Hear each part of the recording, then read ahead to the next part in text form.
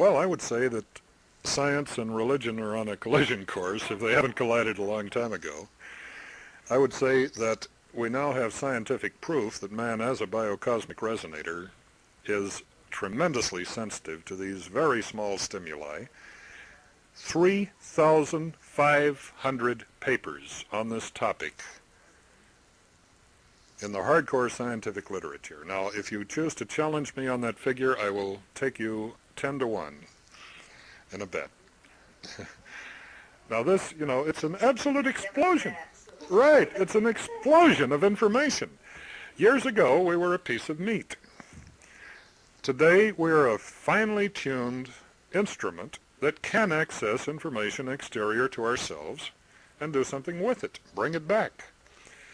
I'm told about a time when Bob Monroe gave a demonstration for the CIA. And he was challenged to leave his buddy. This happened in Maryland, if I got the story straight, from the Naval Office of Surface Weaponry that sponsored it. That's the Skunk Works back there, White Oaks, Maryland. Bob actually went to the distant site, got into the safe, read the data, and came back. It was later verified on a double-blind test. Half the people in that room got up and said, gee, that's interesting. I wonder how he did it. It has to be some kind of a trick, and then went unconscious about it later. They could not, their reality structure could not admit that, damn it, the Soviets have been doing this for a long time, and there's some people over here that are on top of it. It's the challenge to your belief structure that stumps. Well, we could go on that forever. What are the implications of this? That we have new technology for enhancing consciousness rapidly, safely, right now, with no side effects, that works for at least 30% of the population. The brain tuners work for about 95%, the magnetic stimulation for only about a third. So that is by no means perfected. So you have two devices essentially that you've been talking about. That one is I have maybe 100 that I've been talking about. Well, no, you have something in your pocket. There are two different approaches to healing. Robert O. Becker puts electrodes on the limb. Dr. Andy Bassett puts a little magnetic paddle. Both of these things work.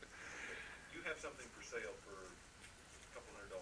Yes, I do have, but this isn't basically a sales meeting. Right. What is that device? What is it?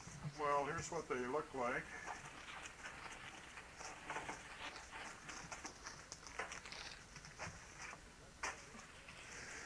And that device is absolutely guaranteed to outperform things that sell from $5,000 to $10,000. We guarantee it. We give 100% money-back guarantee, and that's called a brain tuner. The one goes behind the ears? Yes, this goes behind the ears.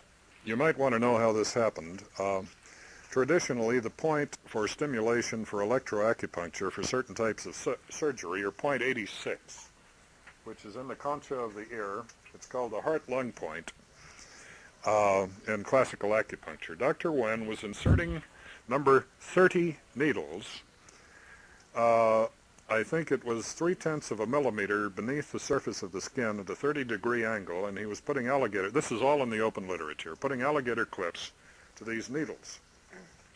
Meg Patterson found a spot on the mastoid process right up here at the top of the ear, using external electrodes, not penetrating the skin, no blood and guts, that was just as effective.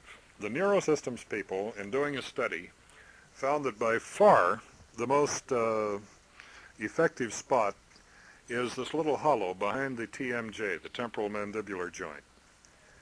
This accesses various acupuncture points on what's called the triple warmer, Yo Shin 2-1. If you're, how many acupuncturists do we have here, or people who are familiar?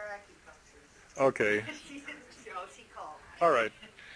But at any rate, this has been researched for about 20 years, and it works. It works every time. And so far, we've only had 3 units returned to us in over a year. And these were by people who tried to take them apart to build their own, and they tried to dig into the stuff and sent them back because they couldn't do it. The people who used them, yeah? Can I say something about Sure. that? I have a friend who's part of my group, and he works in the movie industry. And he has a friend who's been on cocaine for 11 years. And so I said, I have a device that he may want to try if he's truly interested in getting off of it. And he said, well, all right. He said, I'll try it. So he took it down to the movie lot. The guy's been trying it now this is his 6th day. He's off of cocaine, and he's thoroughly delighted. So now everybody else on the movie set, of which a number of people you can imagine use drugs, are extremely interested in it. And so that's been my experience with it so far. This and yours, did you have specific frequencies here and that has general? We have all of them simultaneously. This generates a sine wave at 10 hertz at millivolts, and it requires about 25 volts minimum threshold to stimulate the endorphins. When you say you have all of them, roughly how many do you have? 200. Would you like to see the spectrum analysis of this? I wouldn't understand it. Okay. We put them in bundles. We think that some physiology, for example, an old person and a young person might have slightly different frequencies. So when we're hitting the beta endorphin, we center it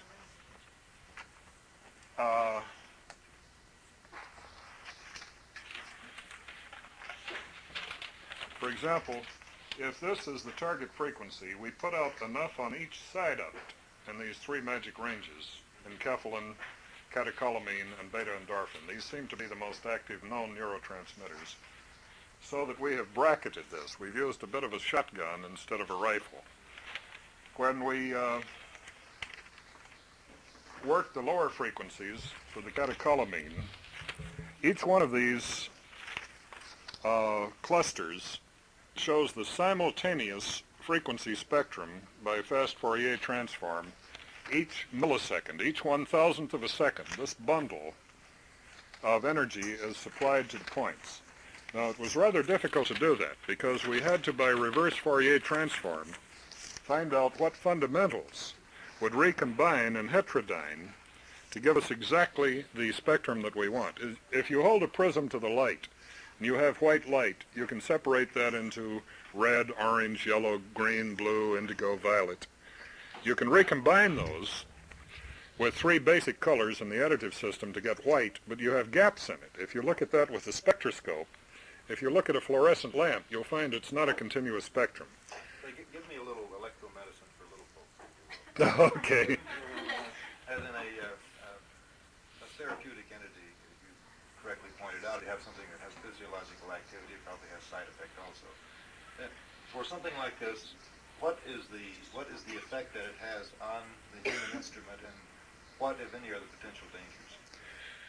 The most troublesome side effect that has been noted almost universally is that it stimulates lucid dreaming. And some people who've been shut off from their dreams are a little alarmed when they're dreaming again. Have you experienced this, Gail? Well, Yeah, okay, Paul has been on the box and his friends. I had to quit using it because my dreams had become so lucid and so vivid and so persistent that it became a little bit of a... This box, Paul?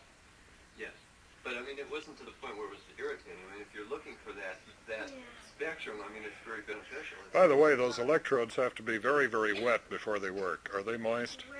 You have to soak them in salt water the first time you get them. After that, you put them in tap water and about once a month in salt water. I felt a sting when I turned it out. Is that a normal feeling? Well, you can notice a sting if you don't clean. See, there's 7 layers. There's the oil.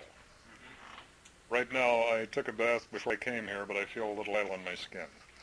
There's the squamous epithelial. There's the subcutaneous. It's a matter of contact. And if you clean that area with a little swab with alcohol and get good contact, there is no sting. It's a very pleasant sort of buzzing stimulation. How precise is the area that you have to have contact with? In classical acupuncture, the needle has to go in within 1/10 of a millimeter of the desired site. With electroacupuncture, anywhere between 1/2 and 3/4 of an inch will still hit it because the current is diffuse. The electrons, being of like charge, will disperse through the body. So anywhere near that is effective. I, to my knowledge, don't have any major addictions.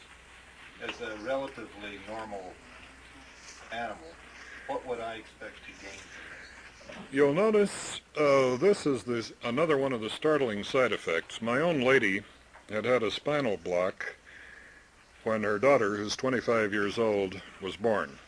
Since that time, she could not remember telephone numbers, addresses very well. She found after she'd been on it for one day that she was recalling telephone numbers, did not need the telephone book, and numbers that she had known 20 years earlier when she'd worked in aerospace were coming back. You'll find that you can recall faces and places that you thought you had lost. They're just there. It does amazing things to the memory. It is a specific for stress reduction.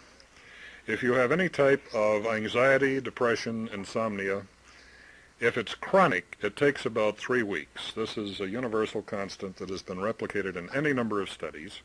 If it's acute, it takes about a week. Chronic is something that's been bugging you since you were 5 years old. Acute is your dog got run over, your wife left you, and you lost your job all in the same day. That takes about a week. Are you planning any further FDA contact to set up clinical trials? I have been offered